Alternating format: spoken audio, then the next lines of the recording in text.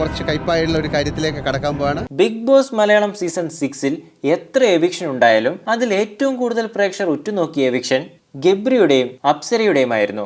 ഇപ്പോഴിതാ അത് സിജോയുടെ എവിക്ഷനായി മാറിയിരിക്കുകയാണ്. ബിഗ് ബോസ് വീട് എന്ന് പറയുന്നത് പ്രവചനാതീതം. മോഹൻലാലിന് വരെ മനസ്സിലായിട്ടുണ്ട് ഇത് ഇത്തിരി ഷോക്കിംഗ് എവിക്ഷൻ ആണെന്ന്. ബിഗ് ബോസ് മേക്കേഴ്സിന് കൃത്യമായ ഒരു പ്ലാൻ ഉണ്ട്, ആരൊക്കെ എപ്പോഴൊക്കെ പോകണമെന്ന്. ആ പ്ലാനിന്റെ ഇരയാണ് സിജോ. പ്രേക്ഷകർ എങ്ങനെയാണ് ഈ ഗെയിമിനെ കാണുന്നത്? പ്രേക്ഷകരല്ലല്ലോ, ഇത് ഏഷ്യാനെറ്റ് അല്ലേ ഇവിടെ കളിച്ചത്. ആരെ പുറത്താക്കിയാലും കുഴപ്പമില്ല, അവരുടെ ആർട്ടിസ്റ്റുകളെ അവർ അവസാനം വരെ കൊണ്ടുവരും. ഈ സീസണിൽ ശ്രീതു, സീസൺ 5-ൽ റനീഷ, സീസൺ 4-ൽ ധന്യ, സീസൺ 3-ൽ അനൂപ്. ബാക്കിയുള്ളത് നിങ്ങൾ കമന്റിൽ പറയൂ. ആരുടെ ത്രാസാണോ ഉയർന്നിരിക്കുന്നത്? ത്രാസ് ഉയർന്നതും താഴ്ന്നതും ഒക്കെ പോട്ടെ, വോട്ടിംഗിൽ ശ്രീധുവിനേക്കാൾ താഴെയാണ് സിജോ എന്ന് പറയുമ്പോൾ അത് വിശ്വസിക്കാൻ ഇത്തിരി ബുദ്ധിമുട്ടാണ്. നന്ദന, സായി, സിജോ എന്നിവരുടെ കോംബോ വർക്കായില്ല. എന്നാലും ശ്രീധുവിനോട് നീ അടുത്തയാഴ്ച പോകും, നീ എന്ത് കോൺട്രിബ്യൂഷൻ ആണ് ബിഗ് ബോസിന് നൽകിയിട്ടുള്ളതെന്ന് ആവർത്തിച്ച് ചോദിച്ച സിജോയെ ശ്രീധുവിന്റെ മുന്നിൽ വെച്ച് പുറത്താക്കി.